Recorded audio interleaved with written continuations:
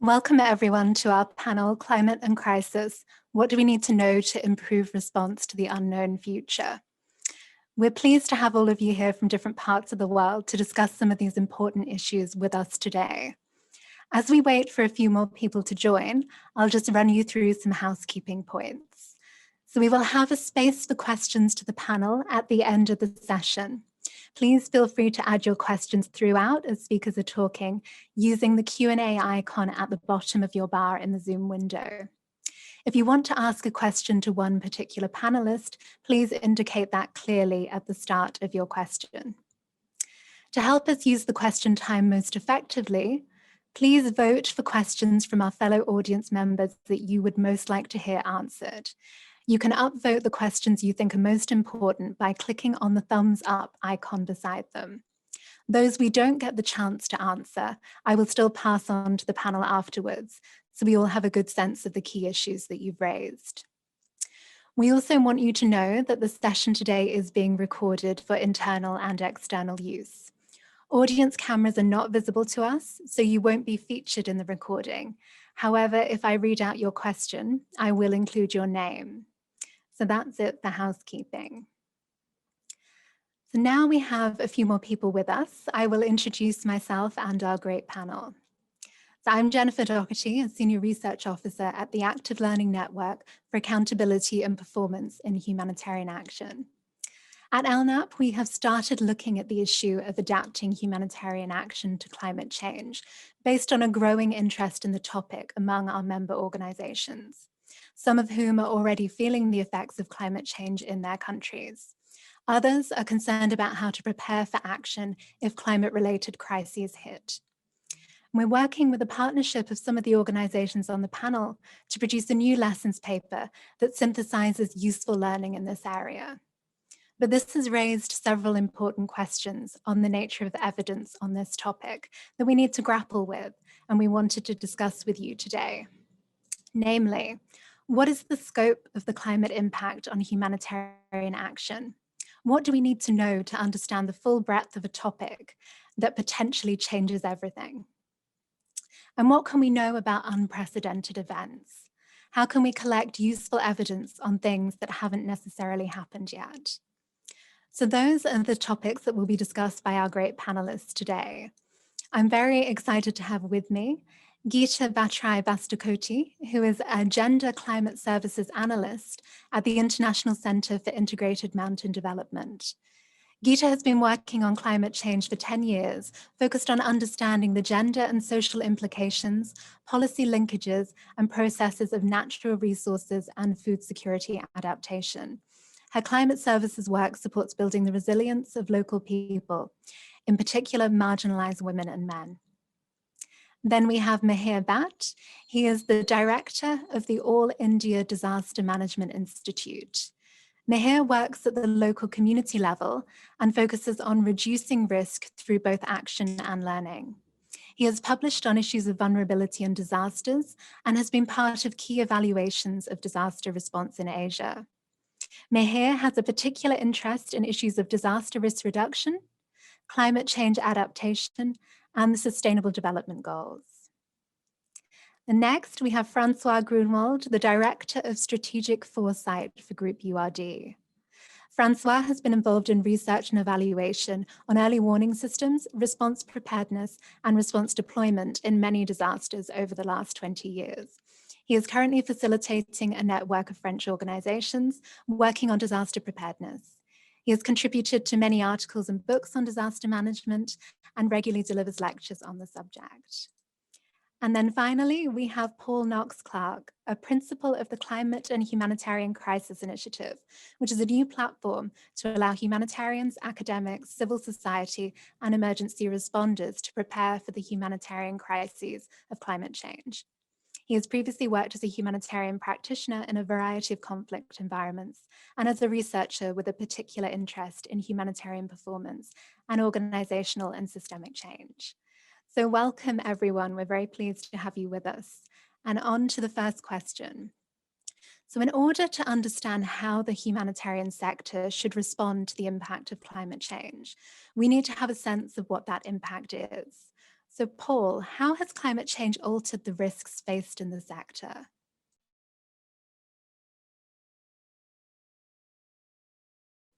Paul, you're muted.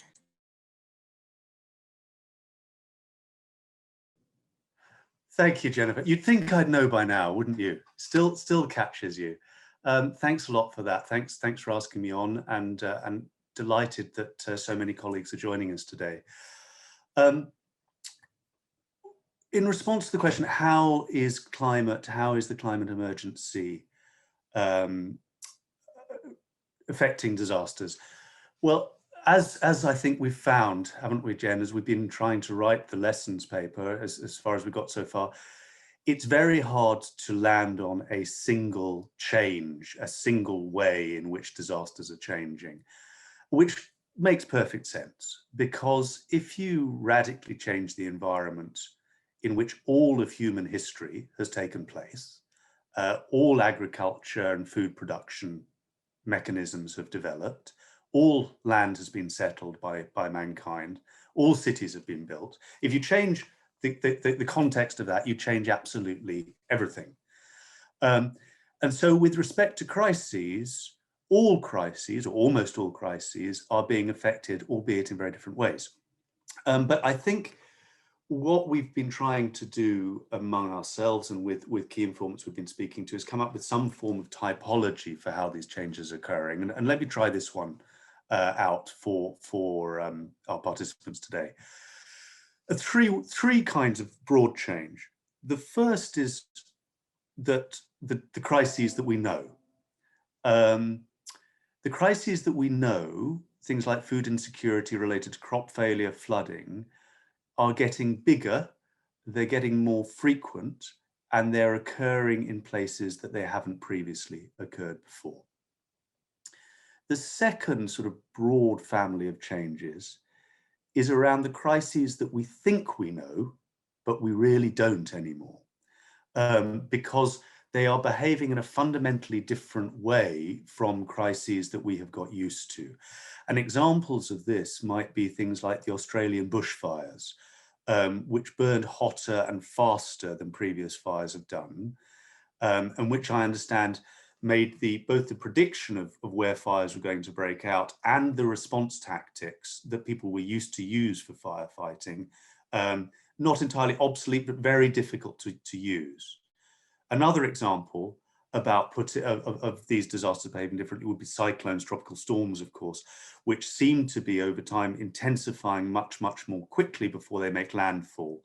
And again, this makes prediction and response very difficult. So you've got the crises we know, you've got the crises we think we know but we don't. And then the third family, if you like, is the climate emergency is leading to crises that we really do not know at all. And that's because they're either new or new to the humanitarian community, things like urban heat waves, things like urban water failure, or flooding from glacial melt and the danger of dam bursts as a result from that. Or they are complex catastrophes, I think is what we've been terming them, which is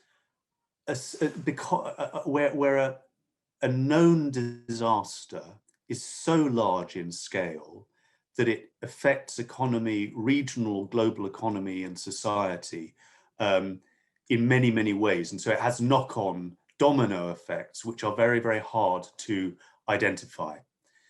So it's a broad range, but basically, I think, and I'd like to see what people think about this in the Q&A, we can say that they're crises that we know that are getting bigger, crises we think we know that are behaving differently, and crises we just really don't know and are probably really not ready for. Thanks, Paul, for that typology, and I will be really interested to see what other people think of that. And Mihir, I wonder what aspects of those changes that Paul has been describing that you've experienced in the Indian context? Yes, thanks, Paul, to explain the two typologies that we have been able to come up with. And I thought I'd like to give some examples of the scope of that. And if I may draw from Indian experience predominantly, some of the neighboring experiences combined. And for example, the first criteria that, or the first typology about the bigger, and you see that floods, for example, they used to cover, 1/5 of Indian landscape, and then much larger area, and even much larger area. And for the last 3 years, almost 2/3 of Indian landmass is submerged from 3 to 4 days to 3 to 4 months. And it all the way from the north in Kashmir to all the way south in Chennai or Kerala recently, 2018, as we saw that. And some areas such as Assam and Bihar, it happens for a very extended period. It used to be 3 years, 4 years, and now it happens every year.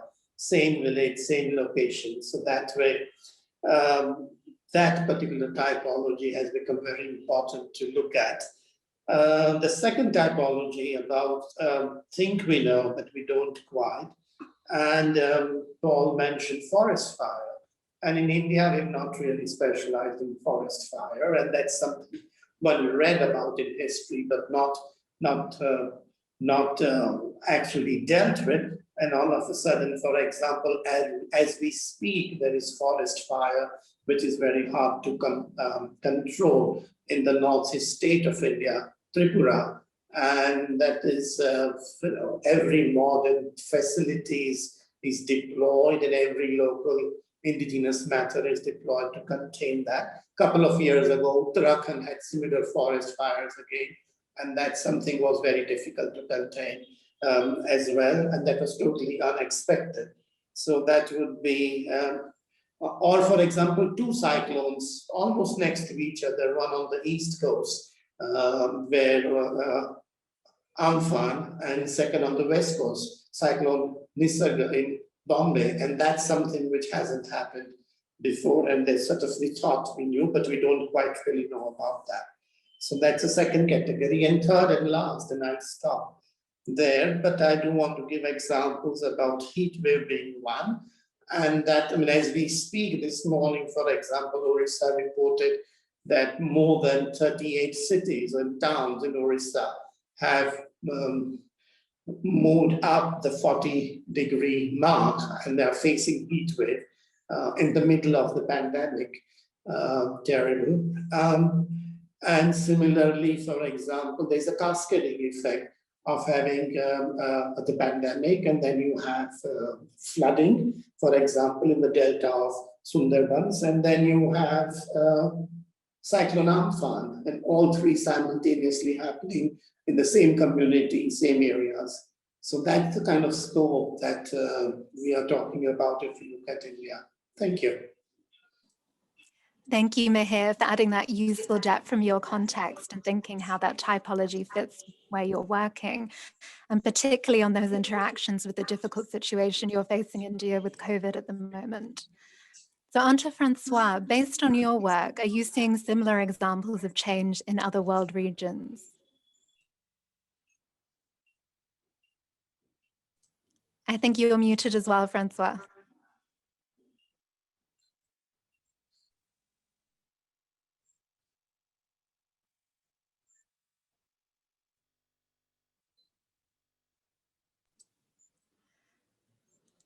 I think François may have frozen.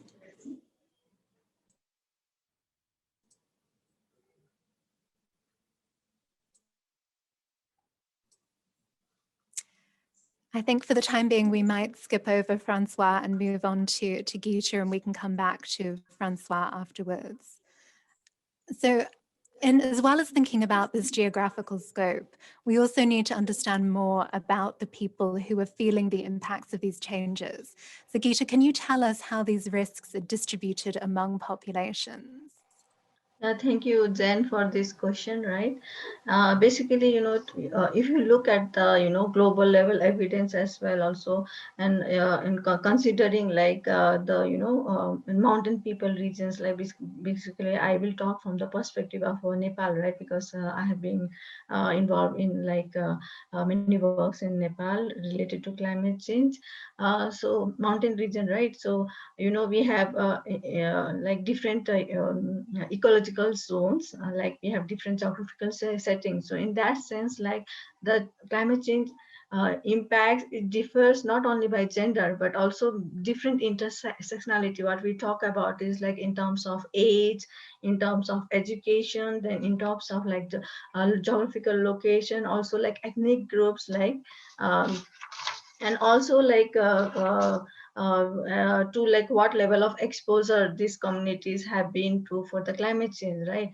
So considering all these attributes like for the climate change, so the impacts are, it varies as per not only by gender but also by different intersectionality, criteria we discuss about. So for example, like in context of Nepal, what we find, what research shows is like even for my research, evidence, what we find is like, in case of Tarai belt, we have three ecological zones in Nepal. One is plain, that is Tarai, and then is mid hill and high hill. So if you go into the Tarai belt, what we see is the incidence of climate change events is like more about flood, right? Considering flood, so there is a high incidence of flood. Besides that, there is a high incidence of drought, and also, during the winter season, like we have three seasons. So considering these three seasons, also we have different climate events at all the three seasons. So the impacts are like different at different seasons, right? And since like a country like Nepal, most of the population, they are dependent on natural resources for their livelihood as well as other activities. So what happens is like once the impact is there, so there is change in this natural resource systems. So automatically whole the say system of like livelihood and all those system is impacted. So in that sense, what happens is like with knowledge of like climate change even happening, it is okay, the people have started the coping, but with unknown things, like they are not able to cope. So that is one of the challenges there. So in for flooding, like it remains for like the flood crop, the agricultural production crop is being destroyed. So that has an impact at the household level, considering like if you look into the gender division of labor. So what happens is women are more, right, like they are more concerned into the food management. So and they are also they are highly engaged in the agricultural occupation. So in that sense, like the impact is high, for the women to, because they are the person who are responsible to look into the food availability situation at the household level, and also for the agricultural management activities they undertake as a gender division of labor.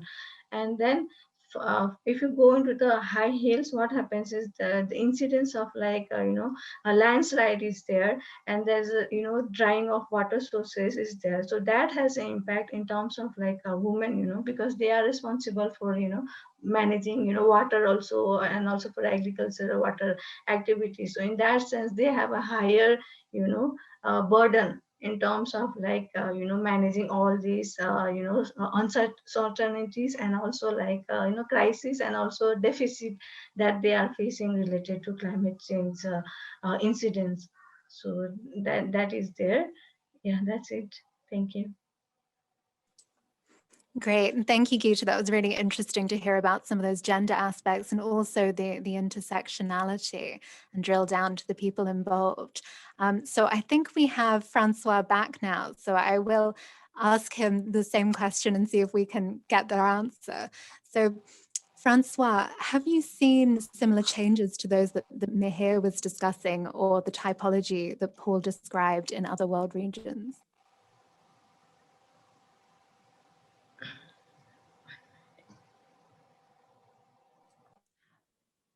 François, I can't hear you. Could you try muting and unmuting?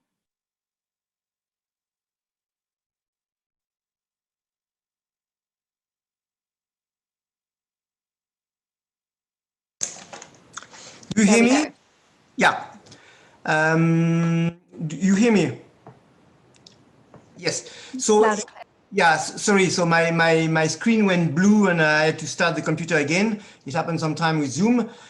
Yes, indeed, we have seen a lot of similar issues and problems in different parts of the world. By the way, it's not a tropical delicacy, those climate change effect. We have seen that in France, in Europe, with devastating floods, devastating frost happening at time where there's normally no frost. Of course, the big fires in California and the more and more frequency of typhoon in the typhoon belt in the US. So these are all indicating that this issue affects everybody, everywhere. Specific areas which are often unstudied but are very interesting, the cold area, Siberia. These are areas where permafrost is melting, and there are places where the cities are just kind of collapsing and drawing into the melting permafrost. We have also this risk of the new viruses that would come out of this melting permafrost, so frozen viruses, which might be even more deadly than Ebola and COVID. So we have to be very aware of that. And then we have all the small island situations where you have always a confrontation of several phenomena. You have the rising sea level. You have the aggravated rainfall coming with tropical storms. And of course, cyclone surge, the big waves that come with cyclones, which can have quite a devastating effect, and which are happening more and more frequently and with more and more dramatic impact. And winds, the strength and speed of winds have been very much on the rise. We have also what we would call cumulative effect in the whole Himalaya region, moving beyond India, but also to Pakistan, including to China, Vietnam, and Thailand. We have this big water reservoir, which is the Himalaya, where the climate change is not only affecting glacier, but also many other ecosystems. And then progressively, when rains comes, it runs very fast from the mountain to the plains, and then can reach the big delta, the most inhabited place on Earth, like the Yellow River basin, the Mekong, and then if it comes at a time where water sea level is on the rise, then you have devastating floods, which are on a scale which the 2010 floods in Pakistan are just a small example of what it can become.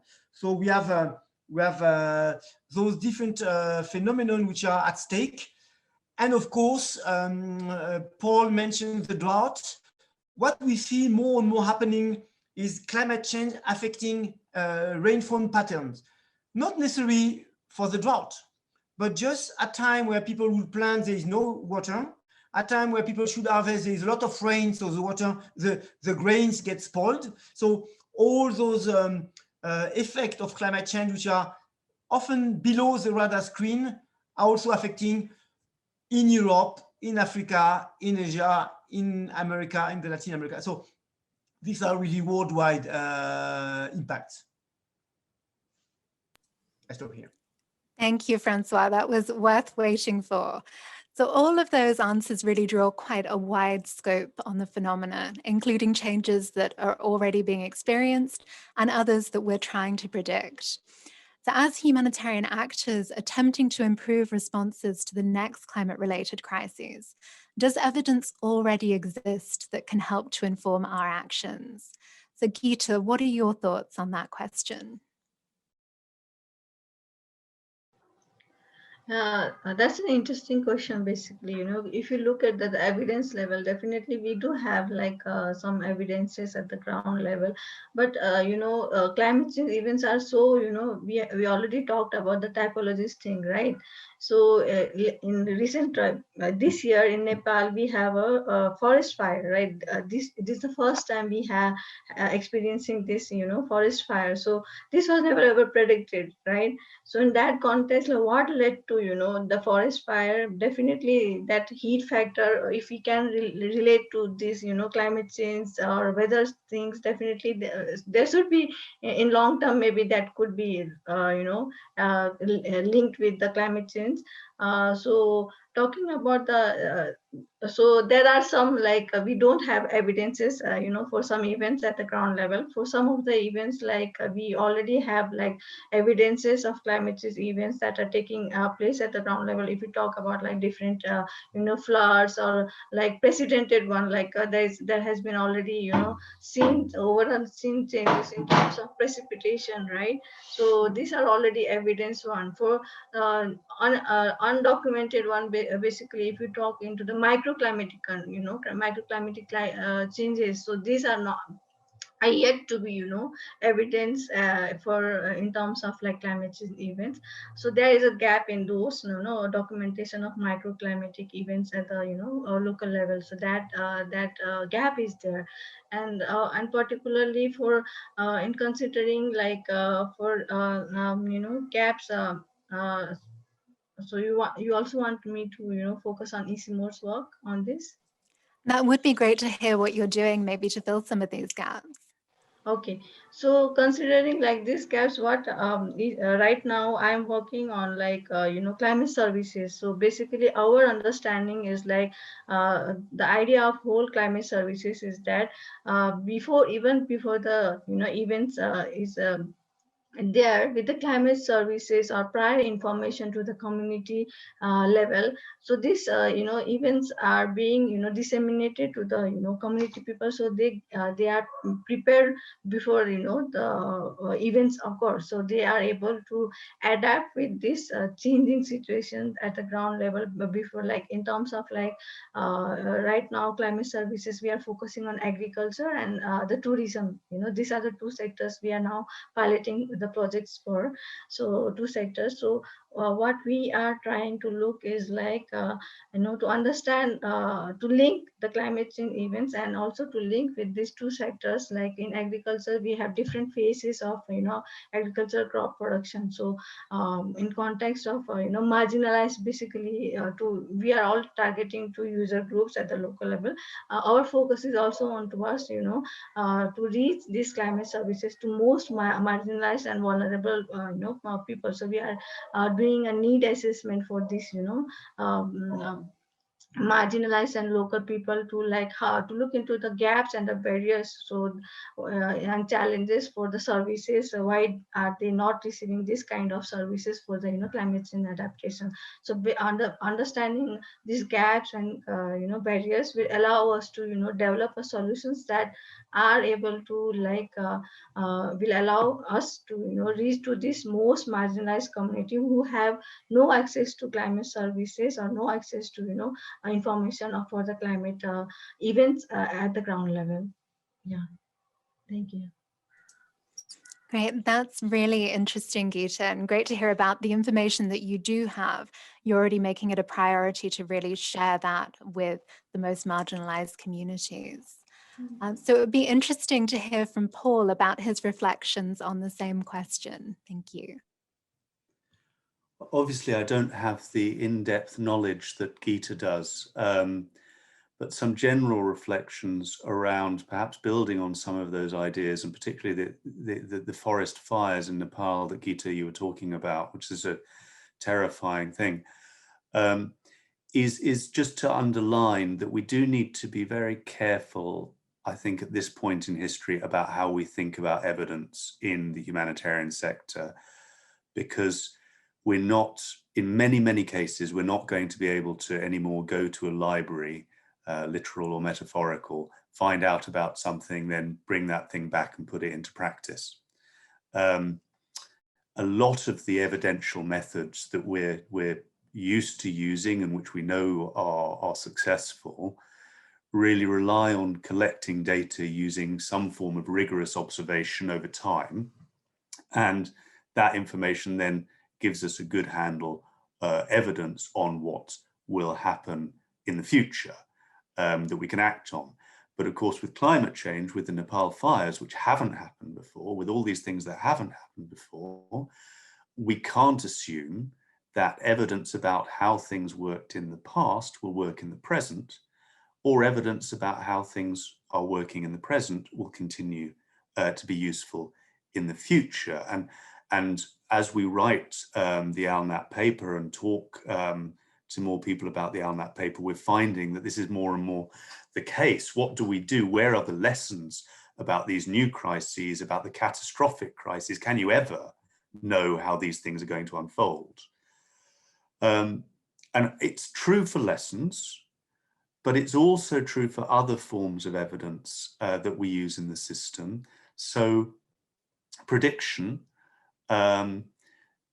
how good are our predictive facilities around cyclones if cyclones are behaving differently from the way they've behaved in the past? Assessment, knowing how something is now, how quickly are those needs going to change into the future? Even evaluation, which is of course important, I know, to ALNAP. You know, evaluations are often based on the assumption that the people who were making decisions should have known something. They should have known what was, but how do you evaluate the performance of an activity where actually people, as in COVID, really didn't know what was going on at the time because they didn't know how the situation was going to unfold? So I think that leads to perhaps two considerations for us all. Firstly, we will, as Geeta and ICIMOD are doing, we will continue to rely on evidence gained from the past to understand the present and the future. But we need to be much, much more discerning about when that evidence holds and when it doesn't. And we need to consciously ask the question as to whether that evidence is useful in the situation, rather than just make that assumption. The second thing is that we need to massively improve our ability to collect, analyze, and use real-time data. And this is something that many humanitarians have been talking about for some time, moving a focus perhaps from a lot of focus on assessment to a focus on monitoring evidence, and particularly outcome monitoring. Because if we don't know what we're going to see in the future, we need to be collecting the evidence we need to make decisions as they happen. Thanks, Paul, for those really useful comments on evidence and uncertainty and how we learn about situations that are evolving rapidly, and some useful implications for traditional forms of evidence synthesis methods there. And I think the last point that Paul was picking up on in terms of evaluation, it would be great to hear François speak to that a little bit more. So what impact does studying climate change events have on approaches to evaluation and learning? Yeah, thank you, Paul, for introducing the point.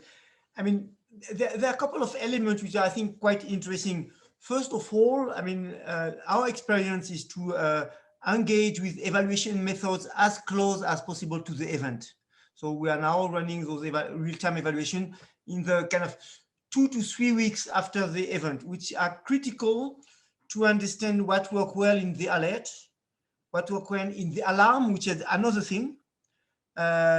What works well in terms of preventive measures, whether bunkers, safe site identify, in terms of capacity of people being prepared and moving to the site, and of course in the response, and trying to identify the new forms of solidarity that we see emerging when the disaster is of unknown nature, when the disaster is just at your front door. In many cases, we see an incredible generosity and mobilization of people to act. And this is very rarely taken on board in evaluation because most of the evaluation come too late and they don't see that. So I think this is one of the elements we find. So having the real-time evaluation coming very soon to try to see what can be learned from that given event and try to see what can be transformed into a capital of lessons. Using lesson learned, in fact, it's very interesting. We say floods are becoming bigger, cyclones are becoming stronger and more destructive. But at least if we could use properly the lesson learned from the existing event in terms of big floods on big cyclones, and there are quite a lot of lesson learned. And if we can just try to see what would they mean if the area flooded is just 3 times bigger, or what can be learned if what can be used in terms of lesson learned if the cyclone is just 2 times stronger and more devastating. We can try to learn something and do some extrapolation. It's not evidence-based, it's more extrapolation and being based on modeling. And which comes to the last point, as Paul said, there is no crystal ball. The only thing we can do is multi-scenario planning and try to see in a river course, what would be the situation if the level goes to that level, to that level, to that level, and try to plan accordingly and to have scenarios ready. And probably not only the document, but the process of discussing about those scenarios, discussing about those elements with the population, with the municipality, with the players can go a long way. Very interesting when we did some evaluation on the floods that affected south of France last year. In our real-time evaluation, we compared 2 valleys. One valley where a training on management of flood took place 2 weeks before, and a valley where no training at all has ever been done. And we could really see the difference. So what is critical is we see pieces and bits of lesson learned that have been used. We can always transform this lesson learned into kind of modeling situations and scenarios, and we can try to help to use them to train. What we know is not the scenario itself that counts, is how people have to react to a unseen, unmet, unexpected situation. And this is where the training for climate change has to come. And in fact, evaluations can give us a lot of very interesting things to kind of create those scenarios. I stop here. Thank you, François. So that's really useful to know how approaches can perhaps evolve from your perspective, and some useful considerations for extrapolation and planning for different scenarios. So one final question from me to Mihir. As evidence continues to be produced, we may start to identify useful examples of best practice. Through your programs, have you identified any emerging examples of effective responses to climate crises? Yes, and this is both work of All India Disaster Mitigation Institute, but more with the partners we work with, and which includes UN agencies and international NGOs, local NGOs a lot, unions, for example, and local authorities. And I'll give examples of both the process that we just discussed, Paul and François, and then actually the product that came out from that. About the evidence, what one sees is that more and more work, 2 things are happening. One is the creation of evidence is more co-creation, more jointly done, and that's something far more useful, we find, than something which is done by one single expert looking at one single aspect. So co-creation, and it may be community and expert, it may be variety of experts, but that's one area. And second is the combination of looking at evaluations, of course, very important, or impact studies. Now we see more of them, but also looking at what is current and what is predicted or projected, including forecast, foretelling, prognosis. And that's something we are lacking in the sector, it seems to us from our window. So that's something which would be useful. So those 2 are about the processes, the best as a best practice. And in terms of best practice, and again, I'm saying best practice, but it's sort of tentative best that I've put there. One is a lot of examples that one sees about heat wave action planning. that when you are in an urban area, when you are in a slum area, how do you respond to that? And there is a heat wave action plan, a variety of that. It started with the city I live in, Ahmedabad, and then moved to several other cities in Gujarat and in India, South Asia. But that's something slowly we are seeing more and more known ways of responding to both climate change related heat wave as well as the humanitarian crisis. And we've seen that with the authorities. Other thing which is coming up in terms of good practice is what I would call, for our purpose now, green jobs or green livelihoods. And I work with a couple of unions, farmers unions and women's unions. And we see that after the disaster or the crisis, the recovery part focuses on livelihood and how do you make it more green in terms of the climate impact. And that's something one sees more and more. One also sees with a couple of INGOs what is called the green relief, and that is not to fly relief from a long distance, but local procurement and using biodegradable material in relief and not plastic packing, etc. And that one sees more and more. Two more examples, and I'll end. The second example is use of what is already in the market in terms of solar panels. And when you are doing camps, for example, doing temporary shelter, the use of solar panel for light for homes, for schools, and one sees that more and more as a good practice to think of. And recently we did a national survey to look at the need for renewable energy in the humanitarian sector. And we looked at 9 different states, and one of the things which came up was the use of the lithium battery, for example. That how do you use that for the mobility purpose so that there is less impact on the local environment, and it is recyclable, reusable to a large degree, not entirely. So these are the kind of examples that are coming up. They are scattered, and therefore it's very difficult right now to put them together, but we hope this particular paper will do that. Thank you. Thank you very much, Mihir, for those tentative examples. Particularly interested in that issue of co-creation as well. And those greening examples, I think, will fit a lot with some of the discussions that are ongoing in other panels this week too. So I'm sure a lot of people are very interested. So thanks to Mihir and also to the rest of the panel. So now we've heard those insights from the panelists, we're keen on hearing from you. Our panel have put together a short list of propositions that they would like to make to you. These are about the way the sector should move forward on the topic of adapting humanitarian action to climate change.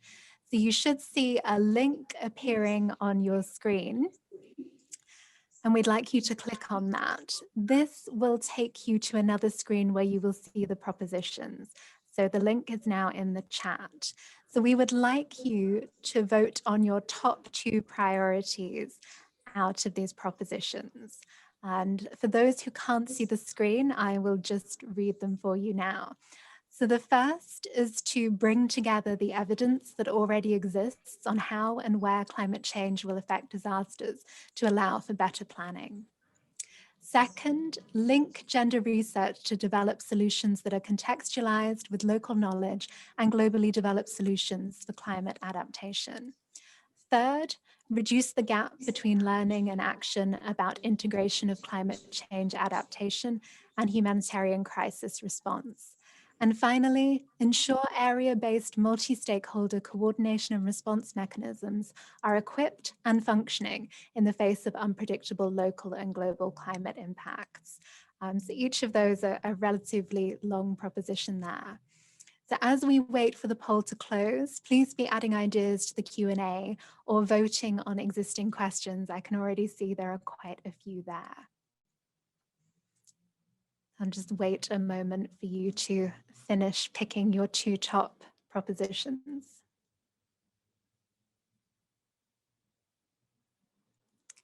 So hopefully we have quite a bit of your feedback now, and we will be able to show you the results.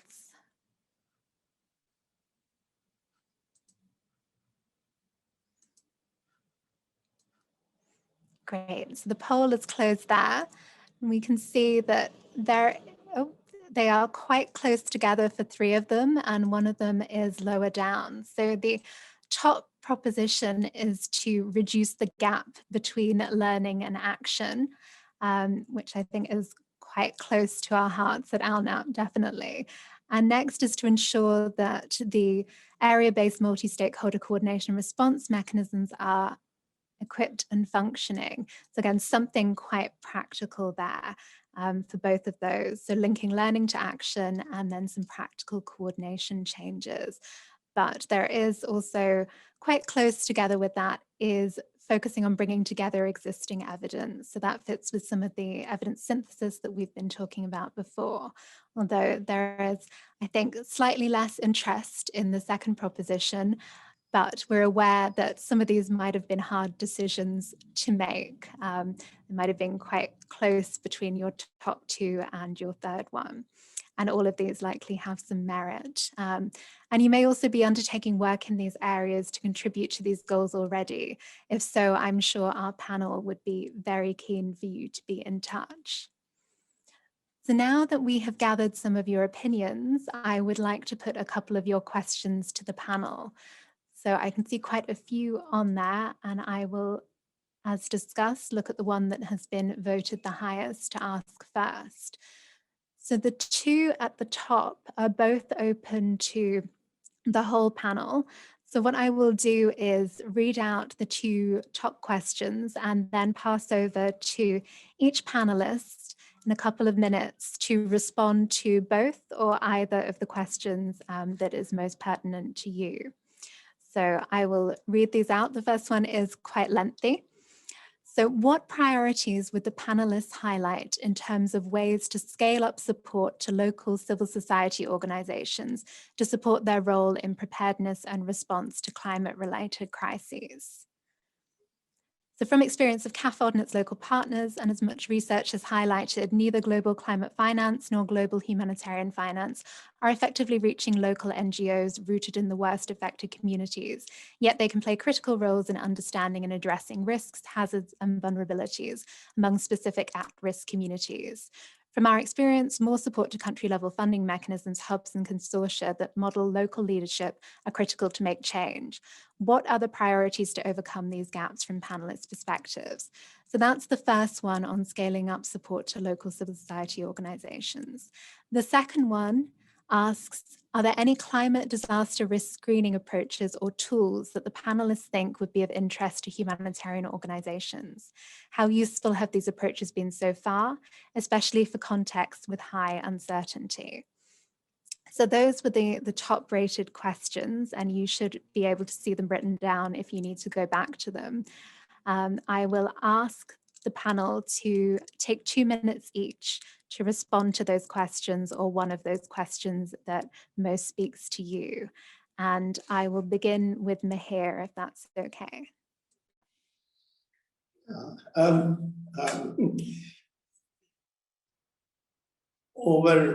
Overwhelming, long question, but both of them. What I take the gist of that and try to respond very quickly in terms of both of them together. And I think 4 areas which could be of a great significance in the coming years for the humanitarian sector to make itself more green or climate sensitive.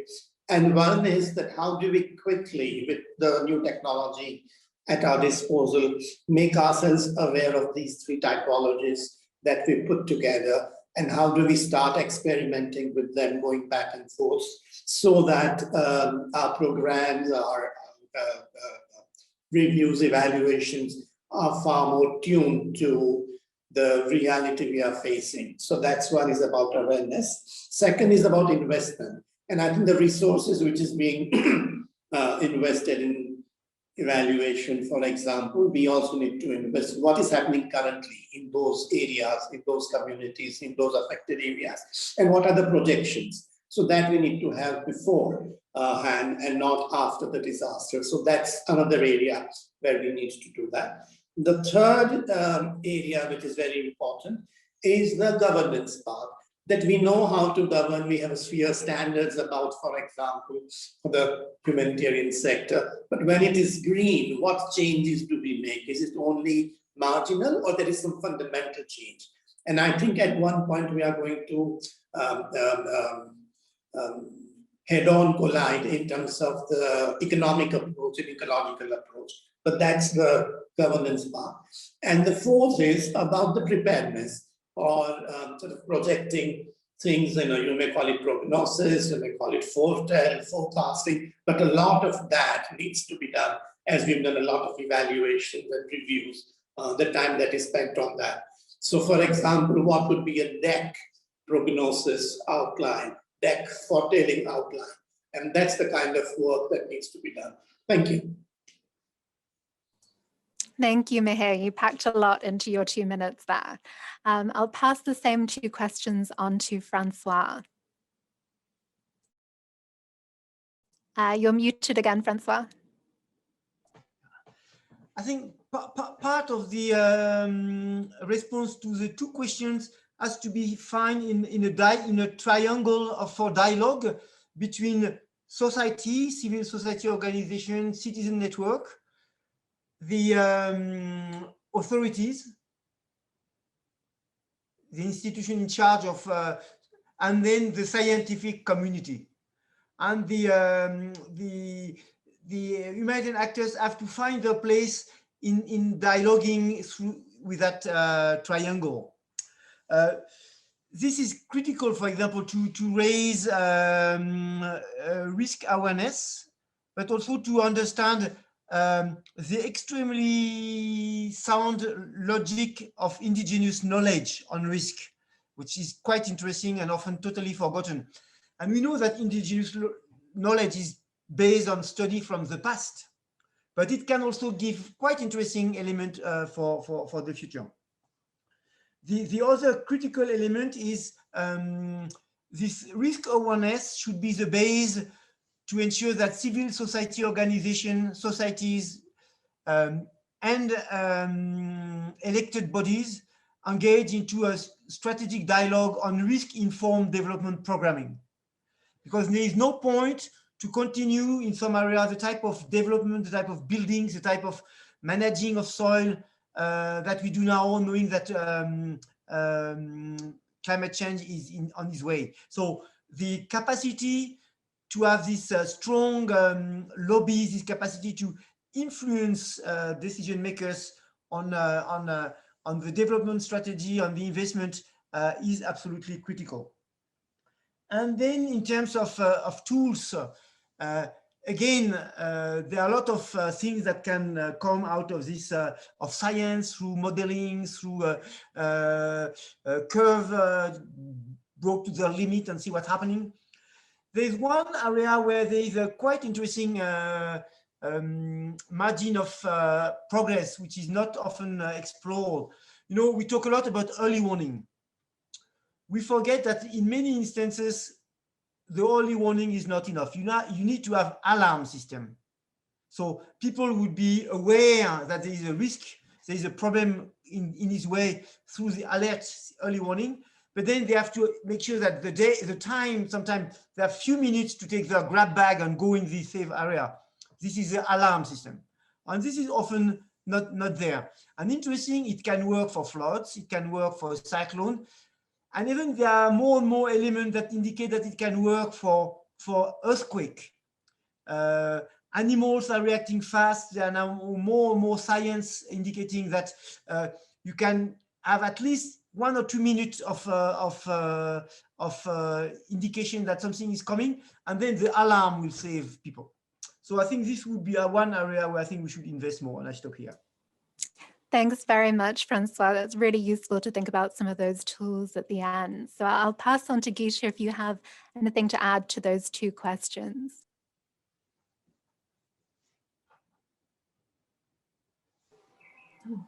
Yeah, I'm interested that these are the interesting questions basically to look upon, right? So there are two, to me, like if you have to prioritize to work at the ground root level, basically if you look at the global trend also, we can see like there are some organizations or like adaptations fund itself that are made available at the for the local level itself, and and many of the organizations they are working, they are getting the funds from these adaptation funds, different they are working eventually, like donors are also having invested in the at the local levels for adaptation. So these mechanisms already exist in at the ground level. So what the mechanism in place is like there is a kind of like local level organizations, they work in partnership with different international intergovernmental agencies, and they are working together to to at the ground root level to enhance the adaptation and the resilience of the community level. That is there.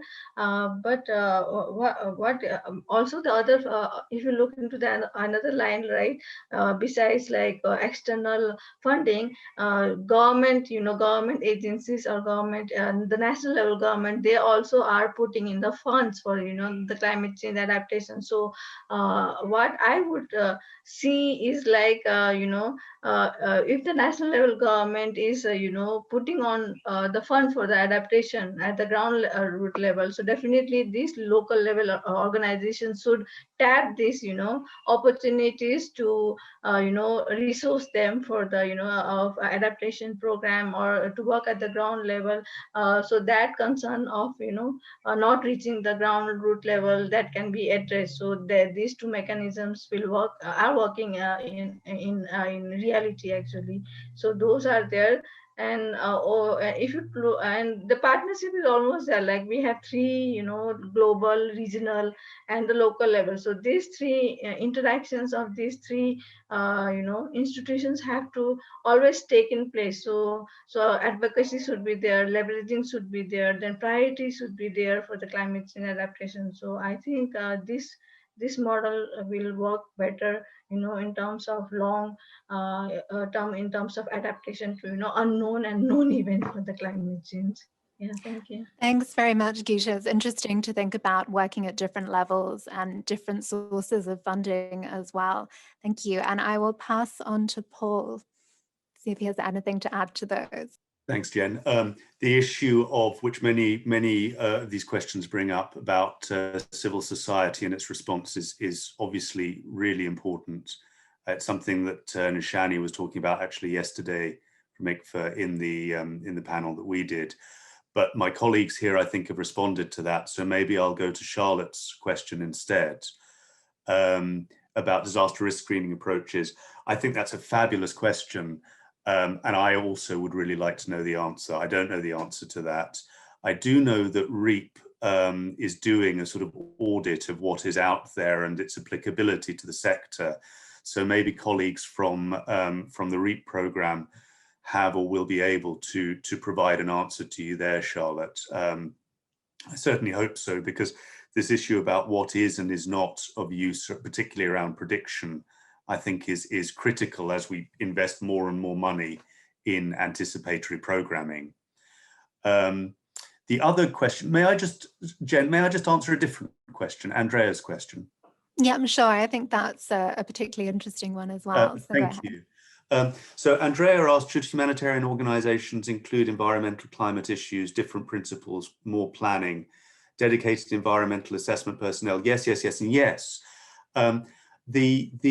The challenge though, Andrea, I think, and the challenge I think for everyone here is there's a real danger, I believe, that we marginalize the climate emergency and make it another side issue, another specialization. I wonder how many people engaged here are the climate person for their organization. If you are, I think you know that the climate emergency and the disasters that will come out of it are not just another specialization. They are at the very center of the humanitarian day job. And I really hope that humanitarian agencies are putting, humanitarian directors are putting this at the very center of their strategy, because otherwise our system is going to be swept away.